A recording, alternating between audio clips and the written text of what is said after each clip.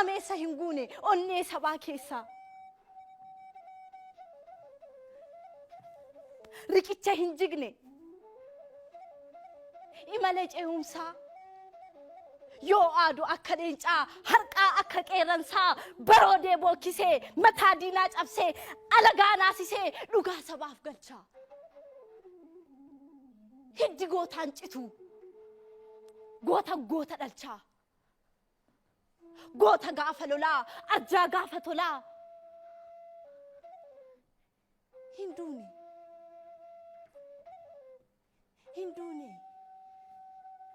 Hinduuneen boqatee guduunfatee galaa. Qeerransa jirra jedhee biyya guutuu kaase. Gaafa du'a isaallee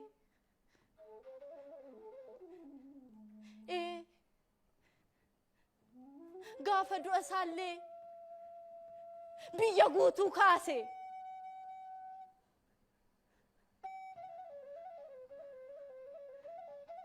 Seenaa durii har'as aartiidhaan calalee ta duraanii caalaa maashiitti dabalee.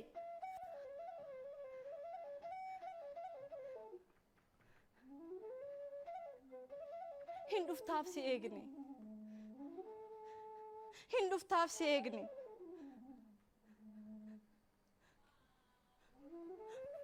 Nuti gurra qarree.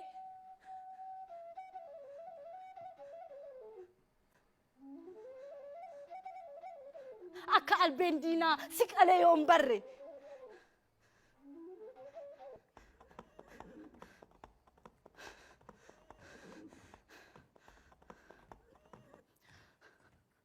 Goota abbaa bulloo yaabbattuu farda silgoo dadhooltu abbaa daamaa garmaamtu abbaa jaalee 4 kiiloo obsitu aane jedhee lallabee ragaanuuf hin baane.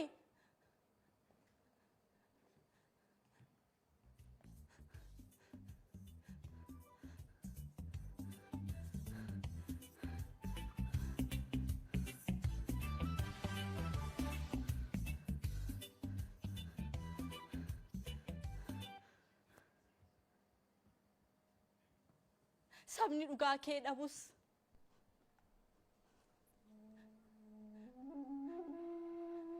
Rabbi hin wallaalu. Hurriin nutti bu'e gaara garagare wal keessa garmaameet lallabee wal waame. Baadiyyaaf magaalaan gammoojjii fi baddaan garaan nu gubate. Qalbii cabne gaddaan.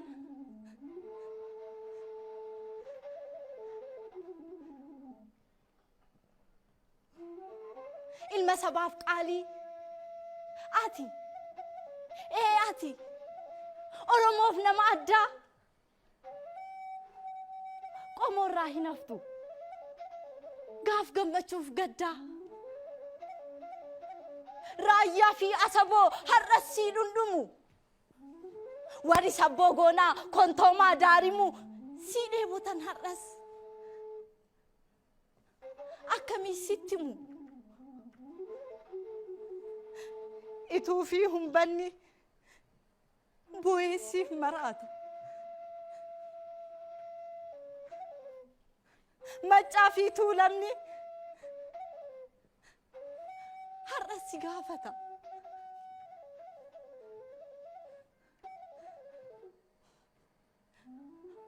Warri sikkoo mandoo quuqaa kee laalata.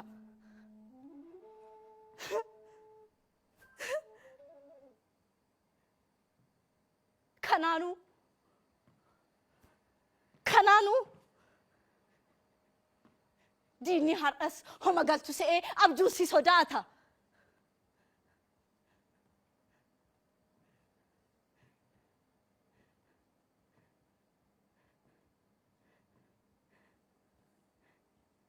Biyyeen naman diddu. Biyyeen naman diddu.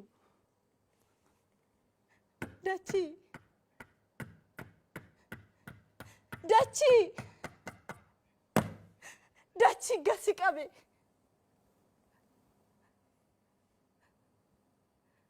garuu sin deebifne wanti goone kamuu awwaala cabsitee olin kaatu lamuu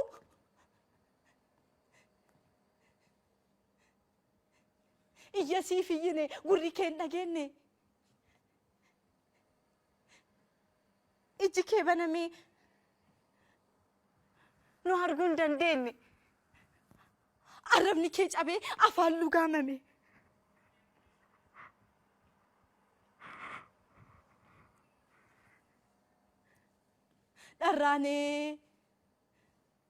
dharraanee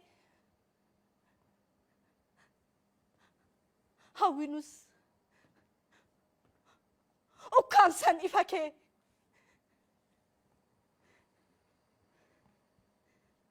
deebinee nagarru bareeda bifa kee meeqatu si faana bade akka gaafa arsadee gootatu goota irratti du'a akka gaafa adawaa jagnatu zuure akka lola azuulee dhiigatu dhangala'e akka gaafa aanulee arreedootu calcalaan maraate akka gaaf calanqoo dhaltiitu mar'ate kormatu bokkise dhagaan gaaraa garagaree hurriin nutti bu'e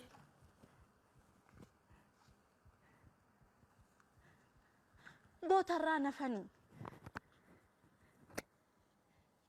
meeqatu siif du'e meeqatu siif du'e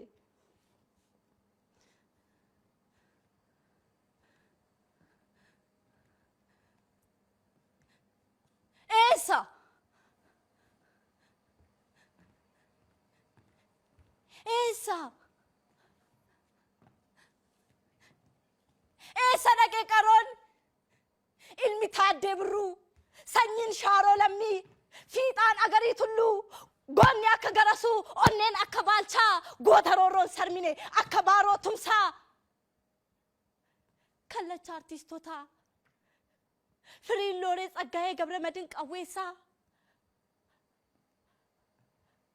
akka Jaal Magarsaa fi akka Hayilee Fidaa akka Waaqoo Guutuu dammaqee shiratti akka Elamoo Qilxuu lallabee firatti gabrummaa qolatee ol baase ifatti akka Roobaa Buttaa goota galma guddaa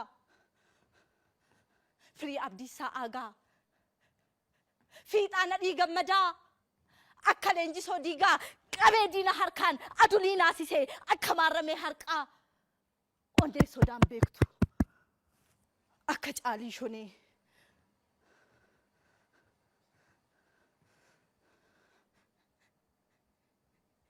Eebbisaa Fusumaayyoo Daadhii Galaanfaa warra qabsoo aartii irraa gadi hin laafne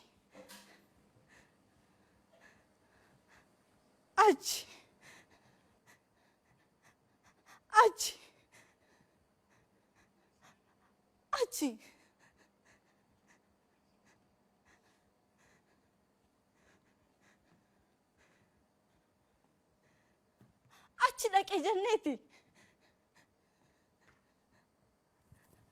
nuti sabrii goone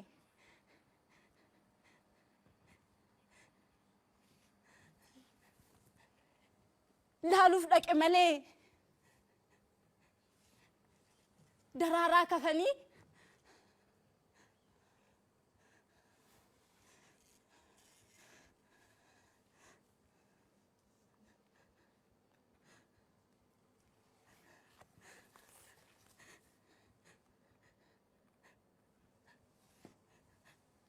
Hacaaluun hin duune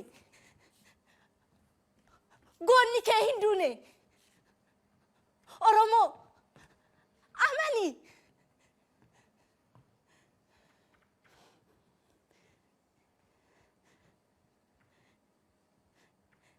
eega deemtee deemi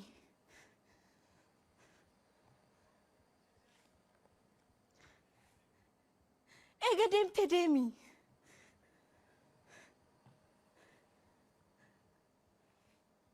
boqodhu Hacaaluu guddisa ofii jalatti rabbiin si haa laalu.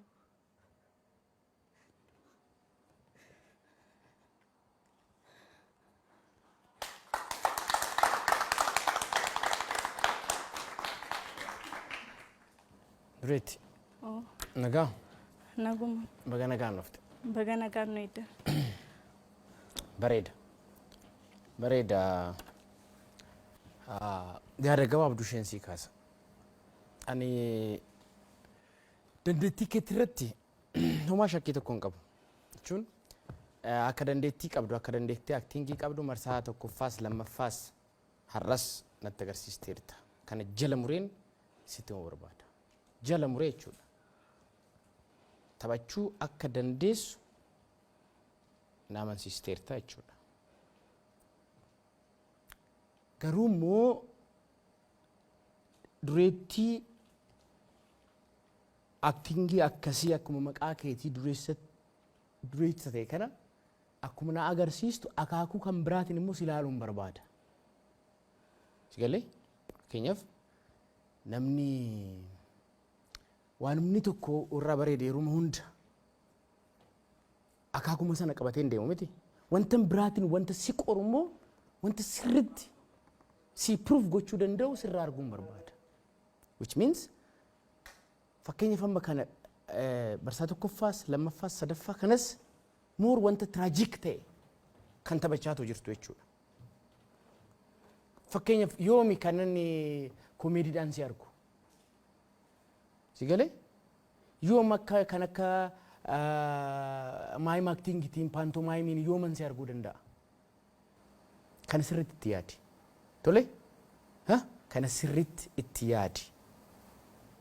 Kanuman siin jechuu barbaada. Jabaadhu. Thank you. Dureetti. Guyyaa yaadannootiif achi deemte moo riyaa kee turaatee yaaddeeti achi deemte moo akkuma jiraataa hawaasa tokkootti keessa keessatti dhagaamee achi deemte moo akka hawaasa tokkootitti achi natti dhagahame jechuudha. Akka seensaatti achirraa osoo kaatetta ta'ee jechuudha osoodha. Gaariidha wanti dhiyeessite gaaffii hin qabu.